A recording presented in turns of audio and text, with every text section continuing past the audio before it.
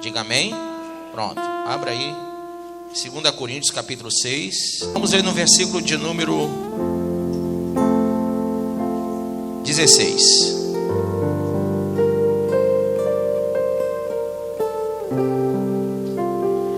Que ligação há entre o santuário de Deus e os ídolos?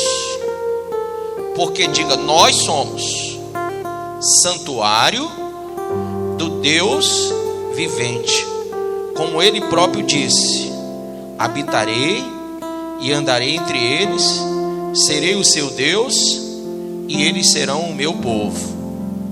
Por isso, retirai-vos do meio deles, separai-vos, diz o Senhor. Não toqueis em coisas impuras, e eu vos receberei. Serei vosso pai, e vós sereis para mim filhos e filhas, diz o Senhor Todo-Poderoso. Tendo, pois, versículo 1 do capítulo 7, ó amados, tais promessas, purifiquemo-nos de toda a impureza, tanto da carne como do espírito, aperfeiçoando a nossa santidade no temor de Deus. Há impurezas espirituais? Claro que há. Eu pensei, pastor, que só houvesse impurezas carnais. Não. As espirituais, elas acontecem quando nós permitimos que uma determinada visão ideológica ela venha tomar o nosso controle, sem que a gente realmente tenha a direção do Espírito. Então nós nos prostituímos com essas visões. A exemplo disso, as diversas religiões que têm adorado a muitos deuses, que têm se prostrado a muitas filosofias humanísticas, a pensamentos filosóficos, entendeu? E não se centralizaram na palavra de Deus. Então, isso também é prostituição, só que é uma prostituição espiritual. Quando eu deixo de servir ao único Deus e sirvo a vários deuses, quando eu deixo de receber a palavra da salvação e recebo várias palavras. Então existe muita ideologia e a gente não pode se deixar levar por nenhuma delas, amém? Porque elas são chamadas vãs. Só há um caminho, e o caminho é Jesus, amém? Põe a mão sobre a Bíblia e diga: Pai, fala ao meu coração e me ensina essa tua palavra tão poderosa, para que eu possa aprender contigo, Deus. Em nome do Pai, do Filho e do Espírito Santo. Diga amém. Pode sentar. Então, ele diz que não há ligação entre o santuário. Diga santuário. Ora, se você voltar lá no livro de Mateus, no livro de Lucas, capítulo 23, versículo de número 44, quando Jesus morreu na cruz do Calvário, o santuário que tinha lá dentro do templo, o templo erguido por Herodes o Grande, quem não sabe, aquele já era o terceiro templo. O primeiro por Salomão, o segundo foi na época do profeta Ageu, foi feito na época de Zorobabel, e o terceiro é esse, que Herodes, um Emineu, filho de Mineu, ele levanta, ele reforma, na verdade ele não ergueu o templo, ele reformou os escombros, porque aquele segundo templo havia sido destruído também, estava carcomido. Então ele vai, e quando ele assume, apoiado por Augusto, ele assume o reino ilegitimamente, né?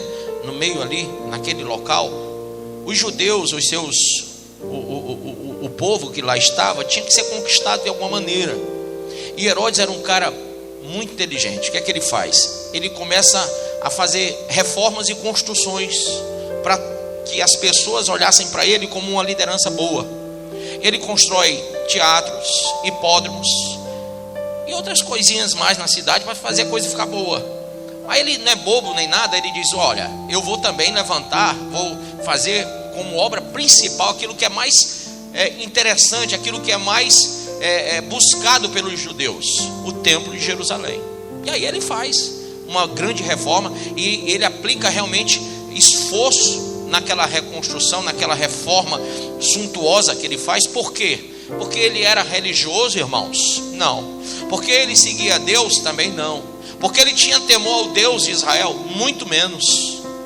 O motivo é que ele queria a grandeza de Salomão. Quem entende isso? Quando ele lembra do templo de Salomão, ele vai fazer as reformas, ele vai pensando de como era a grandiosidade na época do rei Salomão, porque ele queria trazer ao povo a visão de que ele era como um Salomão, um rei grande, tão grande como Salomão foi. Então o que ele queria? Ele queria reconhecimento do povo e não de Deus. E aí ele faz aquela coisa linda, né? Coisa que inclusive a certo momento os discípulos olham junto com Jesus e dizem: olha, Senhor, que coisa linda, né? E Jesus disse: olha, eu vos digo, não ficará pedra sobre pedra. Então, na verdade, Herodes fez com muito esforço aquele templo, e dentro dele tinha um véu que separava o local santo dos santos dos santos. E esse local era chamado santuário. Era um lugar inacessível, um lugar que apenas aquele que tinha realmente o compromisso sacerdotal de lá entrava. E ele tinha que se purificar antes de entrar naquele lugar. Isso nós já vimos aqui. Agora, irmãos, quando Jesus morreu, a Bíblia diz que o véu, veja comigo aí,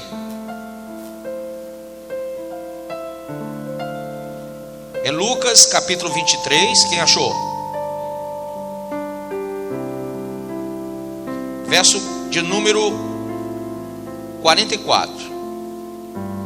Já era quase a hora sexta, e houve trevas em toda a terra até a hora nona, pois o sol se escurecera, e rasgou-se ao meio o véu da onde? Do santuário.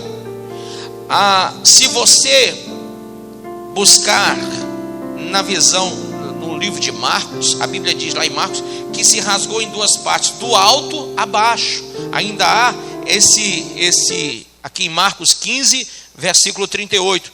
Então o véu do santuário se rasgou em dois, de alto a baixo, não de baixo para cima, mas de cima para baixo. Ora, aquele véu não era um véu comum, era um véu grosso, e somente a mão de alguém muito forte e muito grande poderia alcançar a parte superior, porque era mais alto que isso aqui. Não era para um ser humano que nem eu e você. Apenas Deus poderia rasgar aquele véu, do alto a baixo. De baixo para cima poderia se começar a rasgar, né? E não teria que ser uma tesoura, tinha que ser um negócio bem forte. Mas, irmãos, o véu foi rasgado, isso é o que importa. E aí, quando Jesus morre e o véu é rasgado, há um texto na Bíblia que diz lá em João, quando Jesus fala, em João 14, verso 6, ele diz: eu sou o caminho. Então abre-se um caminho. Ele fala: eu sou a verdade. Uma coisa que não era vista, agora pode se ver. Eu sou a vida. Uma coisa que não era vivida, agora pode se viver. As pessoas não tinham intimidade com Deus, elas não podiam acessar o Santo dos Santos. Elas não tinham a intimidade e muito menos a legalidade para entrar no Santo dos Santos. Aquele lugar, volto a dizer, era inacessível. E também, por uma guarda que lá ficava, era intransponível. Ninguém podia chegar lá e simplesmente vou entrar e acabou-se. Não dava. Não dava para destruir o local, não dava para demolir sem destruir todo mundo que estava lá cuidando daquilo ali. Então, nós começamos a observar que o santuário do templo erguido por Herodes foi consagrado por quem? Por quem?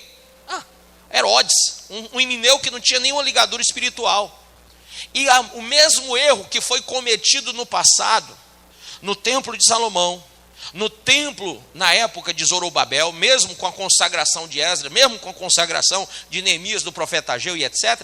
Mas tudo que foi feito naquele período, todos os erros cometidos na época do povo que cuidava do templo, os levitas que estavam lá cuidando, é que o prognóstico era mais humano do que espiritual. As pessoas ritualizaram tanta coisa que lá você tinha que realmente, rigorosamente agir dentro de um legalismo religioso. E se não fosse pela lei levítica, você não acessaria nada no templo. E aí criou-se, digamos, dificuldades, e as pessoas, muitas, já não conseguiam nem fazer os seus sacrifícios, os seus holocaustos como queriam. Por quê? Porque havia um regramento muito grande. Então, isso causava um afastamento do povo em relação a Deus. Nunca de Deus ao povo, mas do povo a Deus.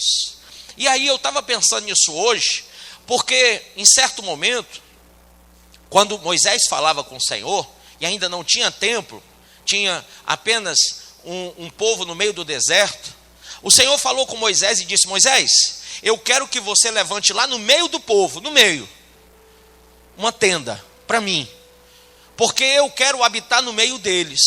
Amém? Eu me lembrei desse texto por causa disso aqui, porque aqui diz, versículo 17, 2 Coríntios, capítulo 6, verso 17 diz: por isso, retirai-vos do meio deles, separai-vos, diz o Senhor, não toqueis em coisas impuras, e eu vos receberei. E antes disso ele diz assim, 16, habitarei e andarei entre eles, serei o seu Deus e eles serão o meu povo. Isso foi falado lá em Levítico 26, 12, e agora está sendo falado aqui pelo apóstolo Paulo em 2 Coríntios. Quer dizer, o mesmo Deus que desceu, que não ia até o monte falar com Moisés, ele queria agora descer no meio do povo, ele queria habitar no meio do povo, ele queria estar próximo do povo. Ele disse, me construa uma tenda. Amém? Uma tenda? Uma tenda. Eu vou descer e vou falar contigo lá no meio do povo. Olha, irmãos, na tenda, Moisés, Arão e tal, ali na tenda, estava dando tudo certo. Mas foi só o negócio pegar, entendeu? E construir um templo suntuoso, e acercarem as pessoas nesse templo, e colocarem regras e normas humanas, que o povo não conseguia mais acessar Deus.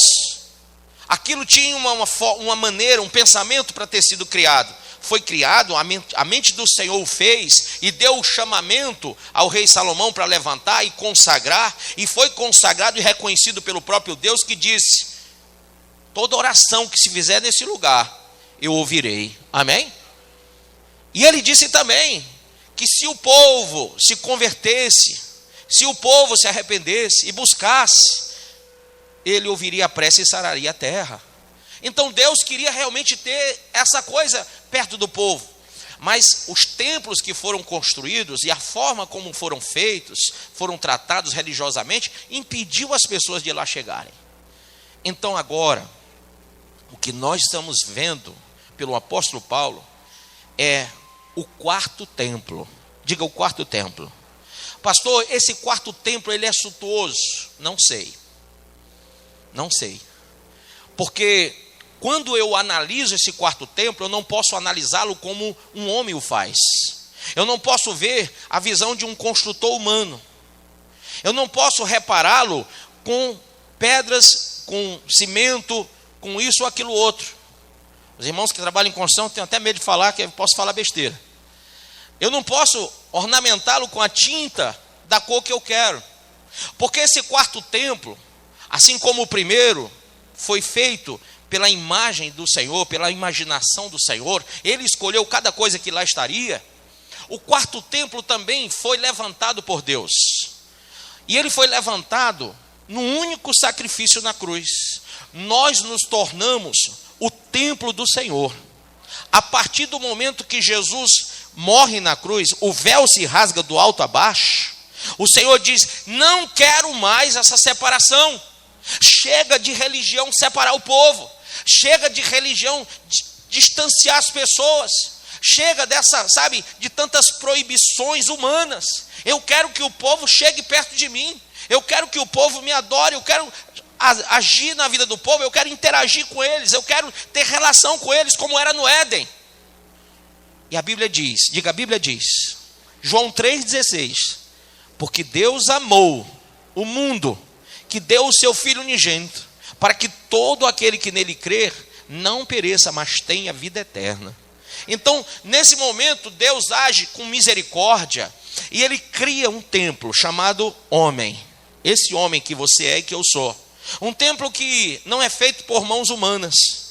Não, é feito apenas e tão somente, segundo João, pela vontade de Deus. Quando nós nos levantamos para fazer a vontade de Deus, esse templo é erguido. Amém?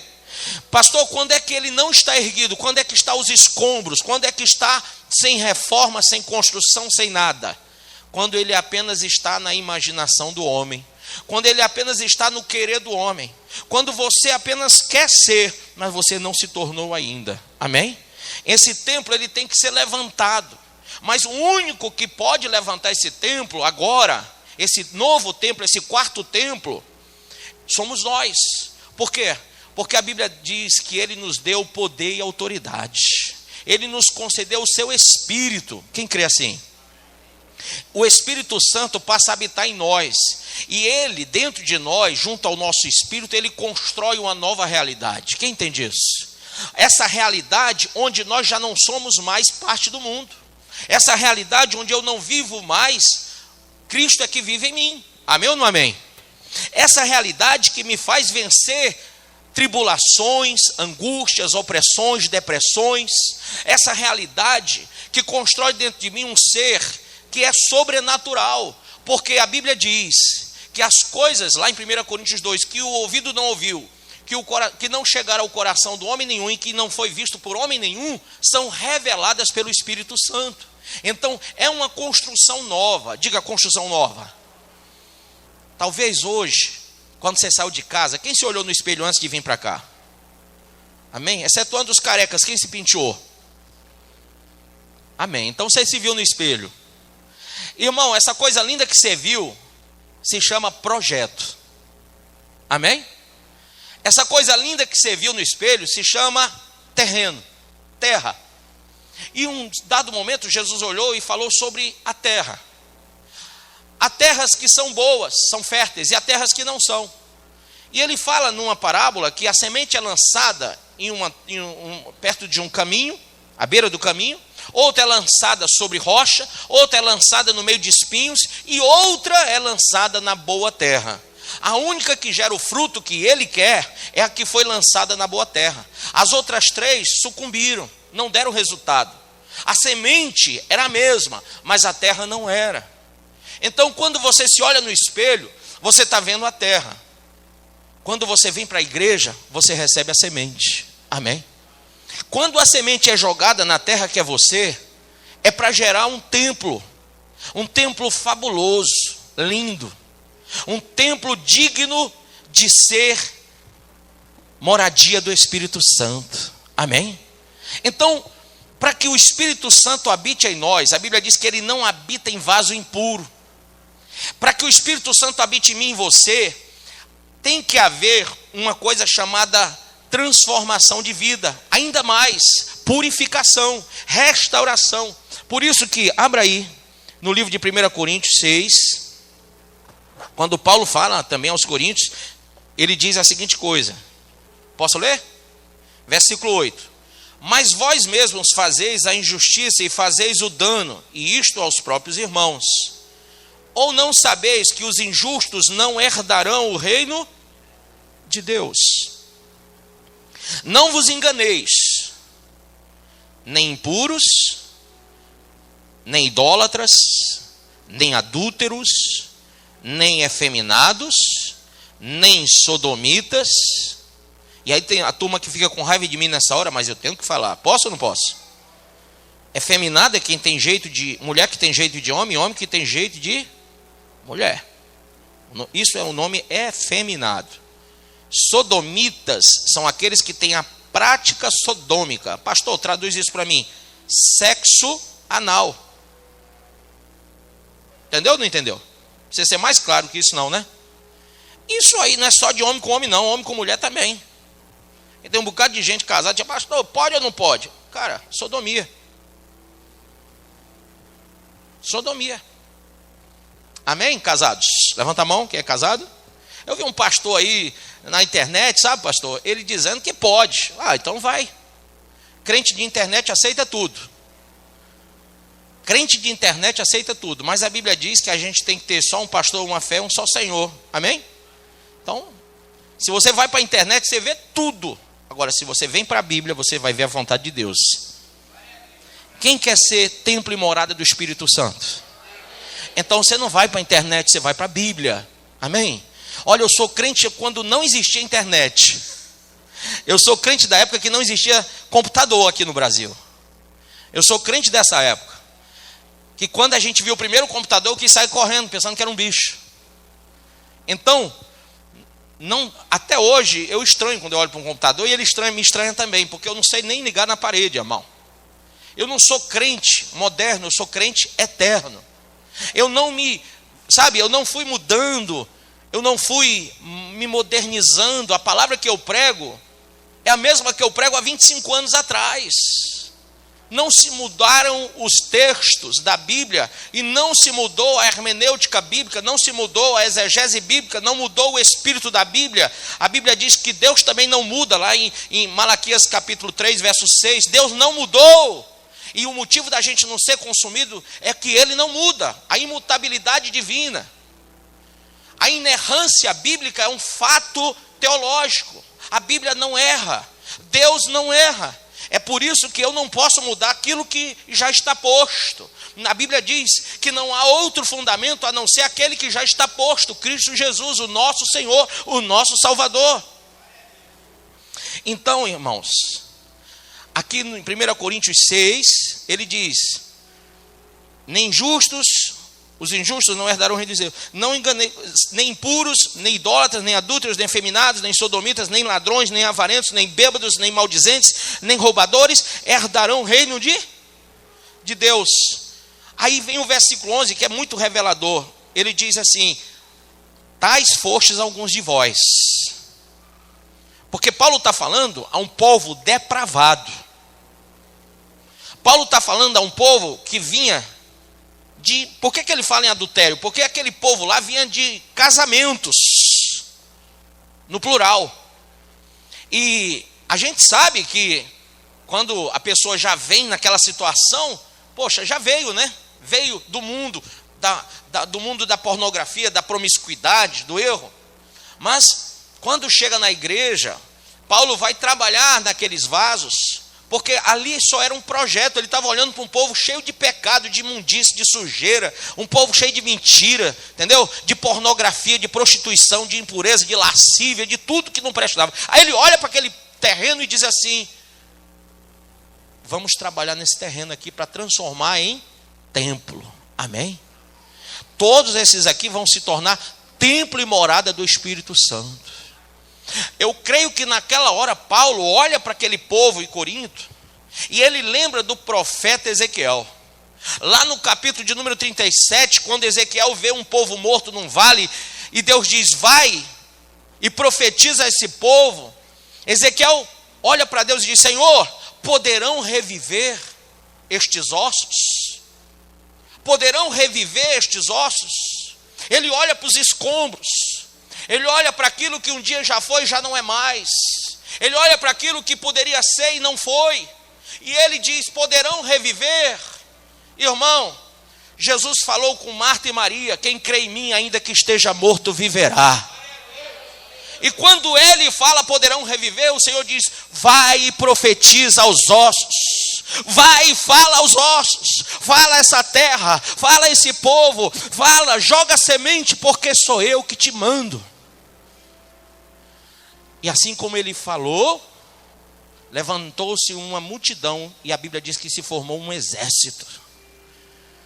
E Paulo, quando olha para a igreja de Corinto aqui, quando ele olha para o povo, ele fala coisas que são, no mínimo, intrigantes, para que a gente perceba o que é ser templo e morada do Espírito. Ele diz: tais fostes alguns de vós, mas vós fostes o quê?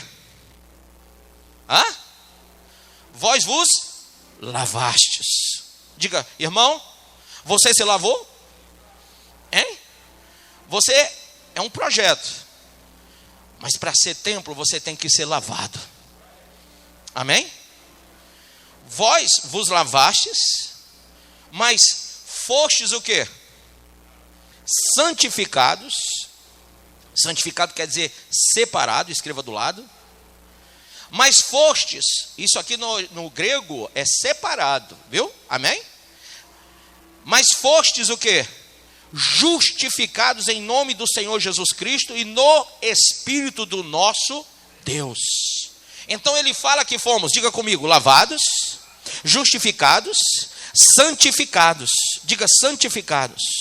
No versículo 15, ele diz: não sabeis que os vossos corpos são membros de Cristo? Amém ou não amém? Então diga assim: eu sou membro de Cristo. O que mais que ele fala? Versículo 19, capítulo 6, verso 19. Acaso não sabeis que o vosso corpo é o quê? Santuário do Espírito Santo, que está onde? Em vós, diga em mim, o qual tendes da parte de quem? Quem foi que te deu? Deus. E que não sois de vós mesmos. Quem entendeu isso? Esse templo é de quem? É de Deus. E esse templo que é você é de quem? Se ele é de Deus, ele tem que ser lavado. Se ele é de Deus, ele tem que ser justificado. Se ele é de Deus, ele tem que ser santificado. Deus está formando o quarto templo, o templo do Novo Testamento. No Antigo Testamento se ungia tudo: bode, ovelha, cabrito, cabra, cavalo, égua, o escambau. No Antigo Testamento, as pessoas fomentavam todo tipo de, digamos assim, materialismo dentro da religiosidade. Mas no Novo Testamento, a gente utiliza a unção não de objetos, mas de vidas, de pessoas. No Novo Testamento, a igreja primitiva, ela não unge coisas, ela unge pessoas. Ela não consagra coisas, ela consagra pessoas. Ela não santifica coisas, ela santifica pessoas. Ah, irmão, então me diz, me explica, como é que é isso? É que lá no Antigo Testamento nós tínhamos coisas que eram consagradas a Deus. Quando você olha para o templo do Antigo Testamento, ele fala da arca que estava no templo, não fala? Ele fala do véu que estava no templo, não fala? O propiciatório, tudo que foi feito lá dentro, né? Ele fala de tudo que tinha que ser: a madeira de acácia, o estofo de ofir, né? A pedra de engaste, a pedra de ônix, o ouro, a prata, o bronze, tudo lá era consagrado a Deus. A forma do templo era consagrada a Deus, a forma também do tabernáculo, o primeiro tabernáculo foi consagrado a Deus, tudo que foi feito, a tenda foi feita consagrada a Deus, do jeito que Deus pediu. Mas, irmão, vamos lá, tudo aquilo ali era apenas sombreamento ou sombra daquilo que aconteceria em nós. O zelo de Deus de formatar aquela primeira tenda como um projeto, e depois dela o templo de Salomão. Aquilo foi uma mudança, sai-se de uma tenda para um grande edifício, amém? A gente não nasce grande, mas a gente cresce com o tempo.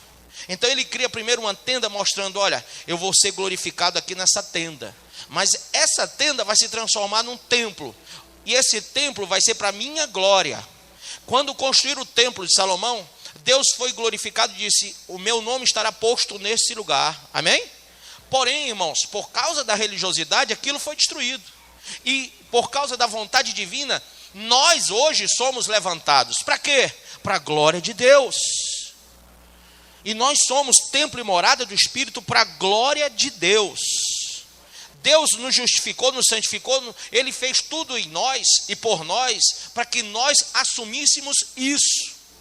Então, quando eu digo que sou o templo, diga: eu sou templo, eu tenho que admitir algumas coisas. Eu não posso admitir mais o pecado na minha vida, amém? Eu não posso mais admitir que sou herdeiro daquela velha herança, uma herança que estava relacionada com consagração de objetos. Eu agora sou herdeiro de uma nova aliança, onde os objetos,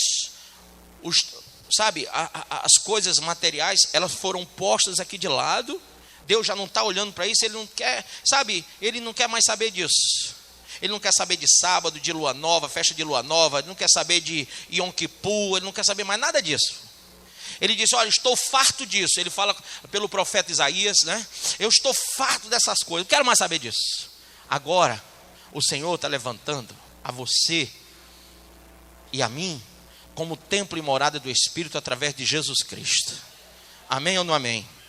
Diga assim: debaixo da direção de uma nova aliança. Nós partimos para o caminho, a verdade e a vida, por meio desse caminho que é Jesus. Eu entendo e sou motivado pelo amor de Cristo. Eu entendo e sou qualificado pela palavra e pelo Espírito Santo. Eu entendo e sou transformado pela minha própria vontade. Eu não sou transformado porque Deus quer me transformar, não, irmão. Eu sou transformado e sou renovado porque eu tenho de Deus, da parte de Deus, o entendimento. Amém? Quando Deus nos fez, Ele nos fez corpo, alma e espírito e nos deu a capacidade de sermos pensantes. Ele nos deu livre-arbítrio. Quando Deus disse não coma, Ele já disse, pode comer se quiser, mas não coma. Ali surgiu o livre-arbítrio.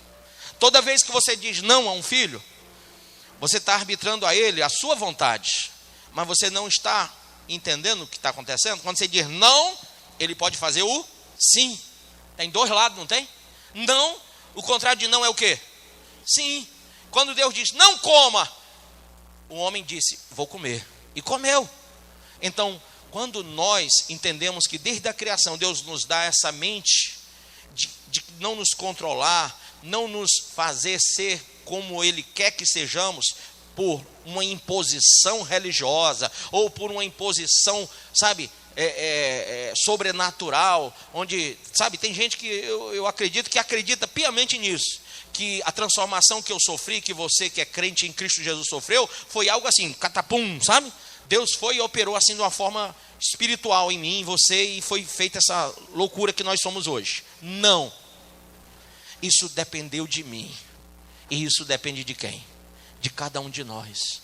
Quando eu entendo a necessidade de ser templo e morada do Espírito, quando eu entendo que o Espírito Santo não habita em qualquer um de qualquer jeito, quando eu entendo que eu tenho que ser separado, que eu tenho que ser justificado, que eu tenho que ser lavado, para que ele não venha e me encontre impuro, então eu começo a querer sofrer a metanoia, a transformação. Amém? Olha o que Paulo diz em Roma, capítulo 12: transformáveis pela renovação do vosso entendimento. Amém? Não é algo distante de mim, de você. Lá em Deuteronômio ele fala coisa interessante também. Lá no capítulo de número 30 ele diz: e esta palavra que eu vos falo não está distante de vós, não está lá no alto céu para que digas quem nos trará e nos fará ouvir para que a cumpramos, não está lá do outro lado do mar para que você diga quem nos trará e nos fará ouvir para que a cumpramos. Ele diz: esta palavra que eu vos falo está na vossa boca e no vosso coração. Por quê? Porque o Espírito de Deus está em vós. Porque o Espírito Santo está falando com você. Enquanto eu estou falando, Ele está falando mais alto, com gritos inexprimíveis. Ele está falando e Ele é o único que pode te persuadir. Eu não posso, mas Ele pode te convencer do pecado, do juízo e da justiça. Ele pode te dar a base, o supedâneo, o alicerce que é Cristo. Ele pode falar com você sobre santidade melhor do que eu, porque eu sou falho, Ele é santo. É Ele que te ensina o verdadeiro caminho. Eu apenas sou um canal dele. Amém? Eu queria que você lembrasse disso. Diga, eu vou me lembrar. Que nós não somos filhos nem do sangue, nem da carne, nem do homem, mas de Deus. Amém? E quando eu sou filho de Deus, diga, quando eu sou filho de Deus, eu entendo que Jesus, não Maria, não José, não Antônio, não Sebastião, não santo isso ou santo aquilo, não Buda, não Maomé. Eu entendo que Jesus é o único caminho. Diga, eu também entendo. Número 2, que Jesus é a única porta de salvação para a raça humana. Amém? Eu percebo isso lá em João 10, 9. Ele disse, eu sou a porta. Se alguém entrar, o que acontece? Se alguém entrar por mim, salvar-se-á. E entrará e sairá e achará o quê? Pastagens. Isso te lembra do Salmo 23? Lembra. Isso te lembra do Salmo 91? Lembra. Isso te lembra de tudo que o Senhor ensinou? Lembra. Por quê? Porque Ele é a porta. A porta que vai fechar a qualquer momento. Quando eu creio que Jesus é a porta, eu lembro de uma coisa chamada arrebatamento. A qualquer momento a porta vai se fechar. Jesus está aberto para você. Ele morreu na cruz assim, ó. Amém? Ele morreu de braços abertos. Mas a qualquer momento a porta vai se fechar. O período que nós estamos vivendo, esse período da graça, ele acaba no dia em que a porta se fecha. A oportunidade de salvação nos é dada enquanto essa porta não fechar. Mas assim como o dedo de Deus fechou a arca, também o mesmo Deus vai fechar essa porta. Ele trouxe uma oportunidade. Olha, irmão, a graça que tem sido derramada nesse nosso período, de quase, segundo o calendário judaico, quase 2000 anos, segundo o calendário gregoriano, mais de 2000 anos, essa graça está por findar-se a qualquer momento. Quando eu entendo que Ele é a porta, eu tenho que entrar por Ele. Amém?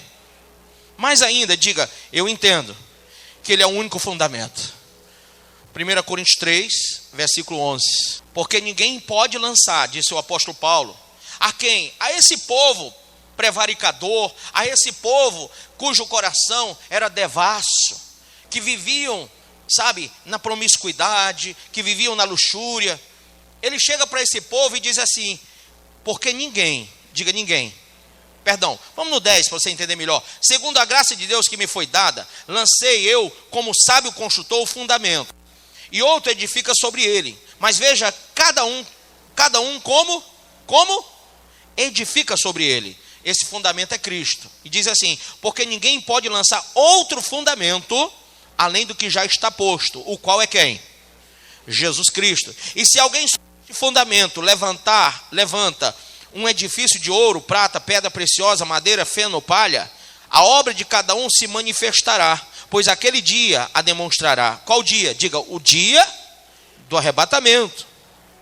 A obra de cada um, o dia demonstrará, porque será revelada no fogo, e o fogo provará qual seja a obra de cada um. Amém? Então, irmão, eu não sei qual tipo de templo que você quer ser, mas se é do Espírito Santo, tem que ser santo como Ele é santo. Existiam templos variados. Eu podia falar de vários aqui, aos deuses, né? Do Império Caldeu, do Império Medo, do Império Persa e tal. Mas vamos lembrar só de um. Na época em que a arca foi levada, havia um templo do deus Dagon, o deus da guerra, o deus que o povo buscava para a vitória. Os filisteus se congregavam no templo de Dagon. E a Bíblia diz que no dia que eles levaram a arca para o templo de Dagon, na época em que Hofni e Finés morreram, na época que Eli, o sacerdote, morreu, no período em que Samuel ainda era tenro de idade, ainda era moço, a Bíblia diz que quando a arca entra no templo, o deus Dagon, que estava lá, ele cai ao chão e quebra-se. E os dagonitas, os seguidores de Dagon, constroem novamente, ajeitam a imagem, levantam-na para que ela fique posta de pé. Mas no outro dia, passada a noite, novamente eles veem aquela mesma imagem ao chão e quebrada. E aí eles perceberam, pelas doenças, pelas pragas que entraram no meio dos filisteus, eles perceberam que nem Dagon podia dar conta do Deus de Israel. Entendeu? Porque o kavod, a presença de Deus, ela naquela época se manifestava na arca. Ou seja, para onde a arca ia, representava que Deus estava indo ali. Então, quando eles tiraram a arca de Israel, eles estavam querendo tirar, era Deus de Israel. Eles queriam aprisionar Deus lá no templo de Dagon. Só que quando eles colocaram o nosso Deus, representado pela arca, lá no templo de Dagon, a imagem cai ao chão, reverenciando o nosso Deus, porque lá, pelo profeta Isaías, ele diz, não há outro. Eu sou o único Deus, fora de mim não há outro e não haverá outro. Então a imagem cai ao chão. Aquele templo se torna desmotivante para aquele povo, porque eles dizem, vamos devolver a arca, porque senão nem nós nem o nosso Deus subsistirá. Amém? Irmãos, Eu não sei se você se tornou um templo de Deus. É aqui que eu queria chegar. Olhe bem para mim. Diga primeiramente, olhando para o seu vizinho, diga: o pastor te ama muito, profundamente. Agora olha para mim. O que eu vou te falar é a mais prova viva do amor de um pastor por uma ovelha. Presta atenção. Se você é um templo de Deus, você sabe muito bem que dentro de você o Espírito Santo pode habitar, porque não há sujeira, não há imundície, não há impureza, não há lascívias, não há idolatrias, feitiçarias, inimizades, porfias, ciúmes, dissensões, facções, invejas, bebediços, orgias e coisas semelhantes. Você percebeu que dentro de você há santidade. Você realmente venceu o pecado. Mas hoje a construção que se faz no meio religioso, eu falo que religião muda hábito, mas não muda caráter. O que muda caráter é o evangelho. Irmãos, tem uns construtores que não são sábios, são espertos. Quem está entendendo? Quando Paulo fala em Coríntios 3 que ele é um construtor sábio, mas tem construtores que são espertos, pegam um fundamento que é Cristo e querem colocar ali, construir ali prédios, templos, mas não para o Espírito de Deus. Sabe, tem muita gente que foi levantada no meio religioso, até como pastor, até como apóstolo, como missionário, como bispo, como sei lá o que, papa, mas foram erguidos para adoração de Mamon, porque buscam dinheiro. Outros foram erguidos para terem vitória, e só se fala vitória no meio dessas igrejas, sim ou não? Ah, você quer vitória? Quem quer vitória? Quem quer vitória? Quem quer vitória? Vitória, vitória, vitória, vitória. E eu ligo minha TV às vezes, sabe? Quando eu quero mexer comigo, quando eu quero me bater assim um pouco, eu ligo a televisão para ouvir isso. Quando eu quero me esbufetear, eu ligo a televisão para ver isso. Aí eu fico vendo pastores falando ao povo que o povo tem que ter vitória, que Deus vai te dar vitória, que Deus vai dar vitória, vitória, vitória, vitória. A palavra vitória aparece 50 vezes numa pregação. E esse é o dagonismo na igreja. Porque eu conheço um mestre que era da tribo de Judá. A vitória dele foi na cruz, foi na morte. A vitória dele podia para muitos não ser vitória, porque visualmente falando, a vitória dele era a morte, era a destruição do seu próprio corpo, a execração pública, porque ele foi humilhado publicamente. Sabe, hoje se fala em vitória, de repente você tem que ter um carro, uma casa, um negócio, você tem que ser milionário, a sua empresa tem que decolar, porque você é o tal, e se você é filho de Deus, tem que ir longe. Isso aí, irmãos, é o dagonismo. Existem templos dianísticos, que são aqueles que recebem ou recepcionam a imoralidade, a pornografia, a prostituição. Promiscuidade dentro da igreja, só o que se vê. Pastores que permitem a lascívia, a luxúria dentro das igrejas. A permissividade pastoral não quer dizer que Deus está concordando. Você pode frequentar um templo destes aqui durante 50 anos da sua vida e não ir para o céu. Porque se você vem e a semente não germinar, você é apenas uma terra, um projeto, você não é templo nenhum. E se ela germinar, é porque você é boa terra. Mas tenha cuidado. No meio dos espinhos germinou, cresceu, mas foi sufocado com os cuidados da vida. Então, cuidado ainda com isso. Aqueles que a palavra é roubada, aqueles que é sufocada, aqueles que o sol destrói e aqueles que realmente crescem. O que cresce entende que o caminho não é na horizontal, é na vertical. Amém? E quando eu percebo isso, eu não olho para Deus assim, eu olho para Deus assim. Eu percebo a grandeza de Deus e a minha pequenez. Eu percebo a santidade dele e a minha impureza. E nessa verticalidade eu percebo a minha necessidade como homem de realmente mudar. Amém? Quem quer ser templo de Deus? Por favor, volte para o texto áureo. 2 Coríntios 6. Eu queria falar tanta coisa, mas eu sei que o tempo não deixa. Então eu quero voltar aqui para o texto áureo. Olha o que Paulo diz. Volte aí no versículo 14.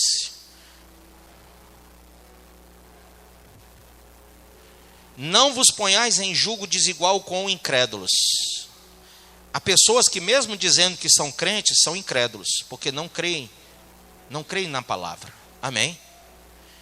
Elas são incrédulas quando elas não creem na sã doutrina, quando elas não creem na possibilidade de serem aperfeiçoados por Deus, de serem aquebrantados e feitos vasos novos, como está lá em Jeremias 18. Amém? Então diga, aqui ele fala, não vos ponhais em julgo desigual com os incrédulos. Porquanto, que sociedade pode haver entre a justiça e a injustiça, ou que comunhão da luz com trevas? Gente, você foi resgatado por Cristo para sair das trevas e não para andar nelas, para sair do meio dos incrédulos e não para andar com eles.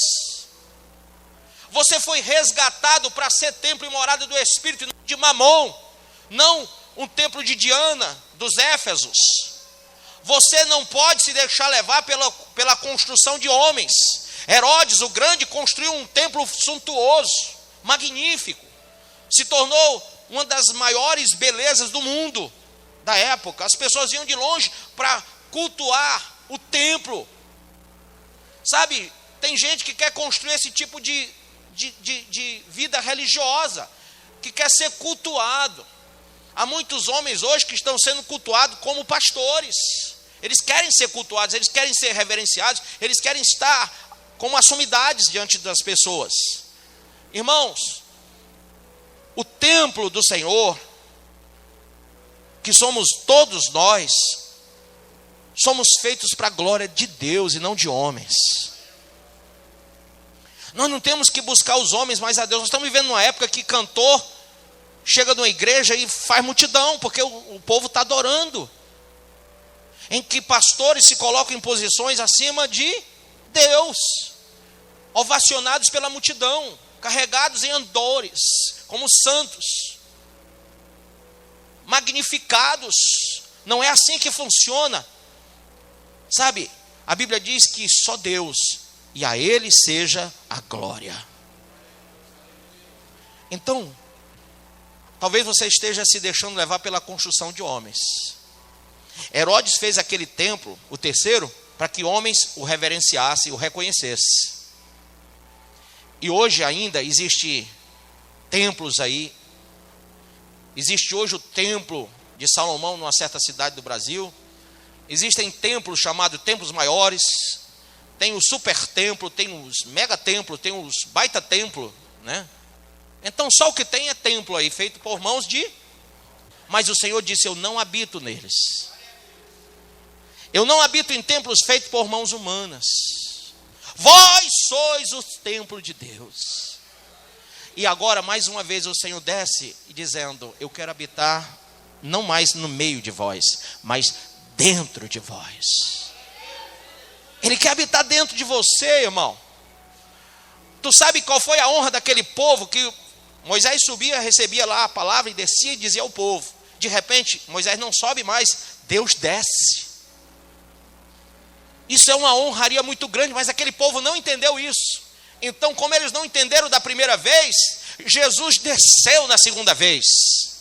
Ah, pastor, será que eles estão entendendo? Eu não sei, mas o Espírito Santo desceu como a terceira pessoa da Trindade, para que pelo menos a terceira pessoa faça com que você entenda. Se Deus tentou e não deu, se Jesus tentou e não deu, o Espírito Santo está tentando agora, para ver se você entende. Quem sabe, quiçá, Oxalá. Oxalá não é aquele negócio da macumba não, viu? Queira Deus. Oxalá quer dizer queira Deus, viu? Queira Deus que você entenda pelo Espírito, porque se você não entendeu o projeto criacionista de Deus, porque alguém chegou e disse que o homem não foi criado por Deus, mas evoluiu, sabe? Surgiu de uma explosão, de uma sopa, de uma explosão cósmica. Aí eu sempre faço essa pergunta, se foi de uma explosão, quem apertou o botão? E se for uma sopa, quem é o cozinheiro?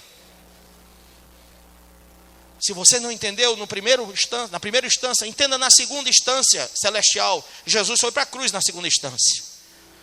Não entendeu a cruz ainda? Então agora Ele está dando o Espírito para que você entenda. E se nem assim, irmão, misericórdia, diga misericórdia. Se nem assim você entender, não tem jeito. Vai ser juízo, fogo eterno. Por isso que tem alguns irmãos que chegam para mim e dizem: o pastor, ele é assim meio durão. Não sou durão não. Duro é o que vai acontecer com quem não amolecer agora. Sabe, irmão, quando Belsazar ouviu o que era Mene, Mene, Tekel, Parsim, escrito pelo dedo de Deus ali, que ele perguntou, e Daniel disse: ó, tu quer saber? Eu vou dizer. Pesado foste achado em falta, e hoje acaba o teu reino, e será dado aos medos e aos persas. Acabou a tua glória, e acabou, já era, passou a glória. Quando ele entendeu o escrito na parede, a Bíblia diz que o joelho dele bateu no outro, ele temeu. Você está entendendo esse escrito de Deus para você? Tema o Senhor, entregue sua vida a Ele. Fique de pé.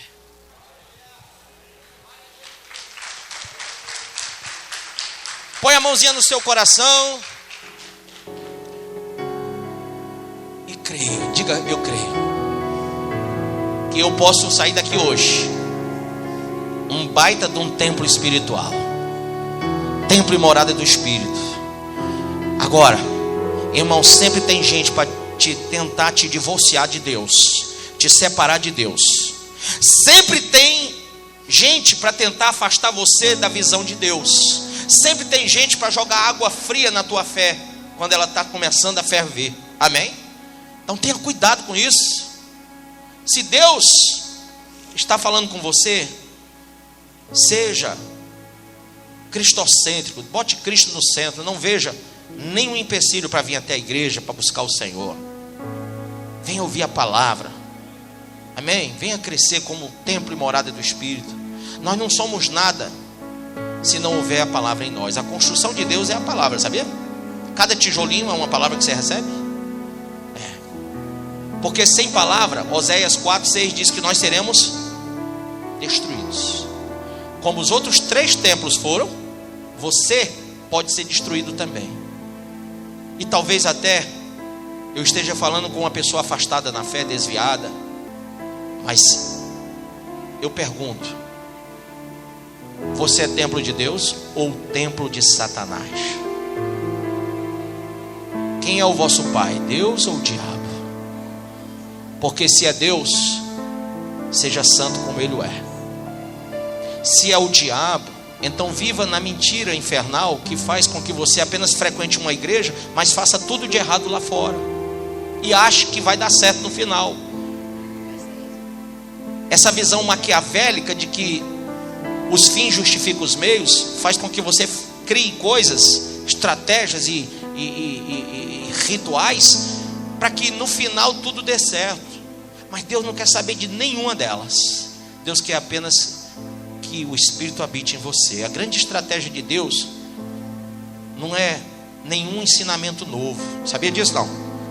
Porque tem muita gente que diz assim, até falava com o nosso irmão Jordânio, hoje tem coach espiritual, coach pastoral. Eu fui chamado para ir para um negócio de coach, aí não fui não.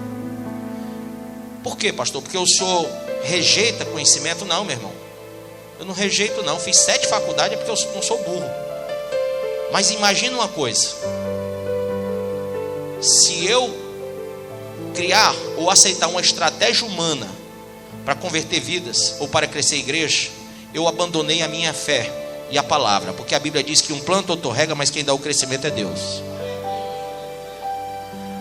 E se eu quero aprender com homens alguma estratégia, é porque a estratégia de Deus falhou. E sabe qual é a estratégia de Deus? O Espírito Santo em vós. E ser-me-eis testemunhas, minhas testemunhas, ao descer sobre vós o Espírito Santo. A estratégia de Deus é essa. Então se tem outra, se está surgindo outra agora, não vem do Senhor. A ainda que um anjo desça do céu e vos anuncie outra, é anátema. A única estratégia de Deus é o Espírito Santo em vós. Amém? Quem quer receber o Espírito Santo essa noite? Abra o seu coração que ele entra. Abra o seu coração. Queira. Esteja pronto a receber hoje.